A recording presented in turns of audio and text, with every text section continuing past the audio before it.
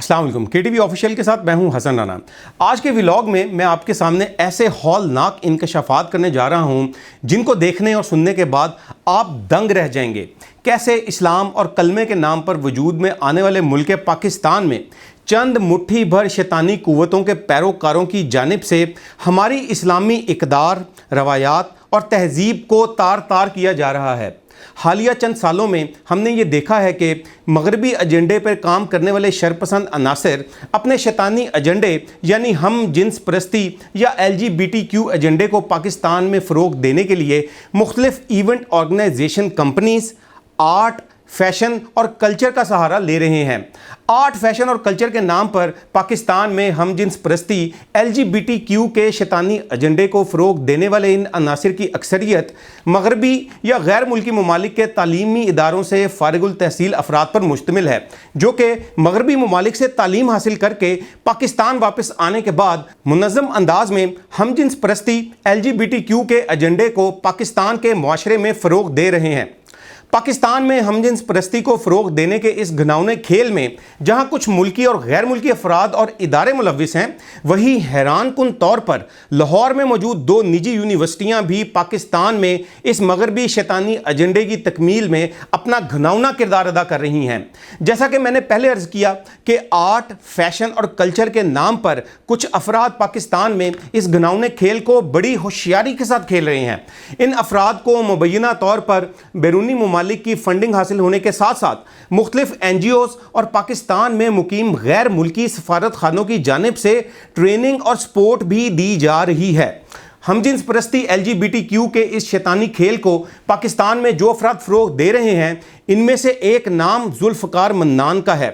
ذوالفقار منان وہی شخص ہے جس نے 2021 میں اسلام آباد میں قائد اعظم محمد علی جناح کے مجسمے کے سامنے ایک غیر ملکی لڑکی کے ساتھ قابل اعتراض حالت میں تصاویر کھنچوائیں اور ان کو نشر کیا تھا۔ ذوالفقار منان پاکستان میں LGBTQ یعنی ہم جنس پرستی کے شیطانی کھیل کو فروغ دینے کے لیے جہاں آرٹ کا سہارا لے رہا ہے، وہیں لاہور کے علاقے ڈیفنس میں موجود ایک بڑی مشہور نجی یونیورسٹی اس ہم جنس پرست شخص کی سہولت کار بھی ہے۔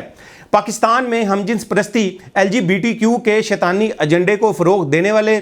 افراد میں سے ایک نام احمر فاروق کا بھی ہے۔ احمر فاروق نامی یہ شخص جہاں آرٹ کے نام پر بنائے جانے والے اپنے فنی پاروں میں LGBTQ یعنی ہم جنس پرستی کو فروغ دے رہا ہے، وہیں یہ شخص نہایت چالاکی سے پاکستان کے معاشرے میں LGBTQ کے اس گھناؤنے کھیل کو پورا کرنے کے لیے سر توڑ کوشش کر رہا ہے۔ ذوالفقار منان اور احمر فاروق کے بعد پاکستان میں ہم جنس پرستی کے شیطانی ایجنڈے کے لیے کام کرنے والے افراد میں سے ایک نام امتثال ظفر کا بھی ہے۔ امتثال ظفر پاکستان آرٹ فورم کے نام سے ایک ادارہ چلا رہا ہے جس میں نہ صرف LGBTQ ایجنڈے پر کام ہو رہا ہے بلکہ پہلے بیان کیے گئے شخص احمر فاروق کا تعلق بھی اسی آرٹ فورم سے ہے۔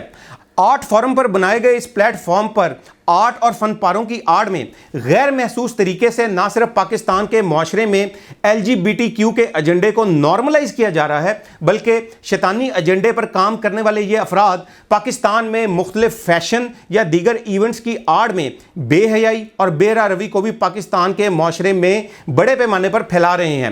LGBTQ کے اس شیطانی کھیل کو کھیلنے والے اس نیٹ ورک کے افراد میں سے ایک مشہور نام ڈاکٹر میرب آوان کا بھی ہے، جس نے حال ہی میں اپنی جنس تبدیل کروائی تھی اور اس شخص کو آپ مختلف سوشل میڈیا پلیٹ فارمز پر اکثر اوقات دیکھتے رہتے ہیں۔ یہاں یہ یاد رہے کہ خواجہ سرا کمیونٹی کے افراد اور ان LGBTQ نیٹ ورک کے افراد میں بہت بڑا فرق ہے، لیکن ہم یہ دیکھ رہے ہیں کہ LGBTQ کے اس شیطانی ایجنڈے کو پورا کرنے کے لیے پاکستان میں خواجہ سرا کمیونٹی میں سے بھی کچھ افراد کو اس گھناؤنے عمل میں شامل کیا جا رہا ہے۔ اسلام خواجہ سراؤں کو مکمل حقوق فراہم کرتا ہے اور پاکستان میں بھی خواجہ سرا کمیونٹی کی فلاح و بہبود کے حوالے سے مختلف پروگرامز بنائے جا رہے ہیں، لہٰذا خواجہ سرا کمیونٹی کے افراد کو چاہیے کہ وہ اسلام اور پاکستان کے خلاف کام کرنے والے اس ہم جنس پرست نیٹ ورک LGBTQ سے خود کو دور رکھیں۔ پاکستان میں LGBTQ کے ایجنڈے کو پورا کرنے کے لیے مختلف NGOز متحرک ہیں، اور یہ NGOز اور ان کے سہولت کار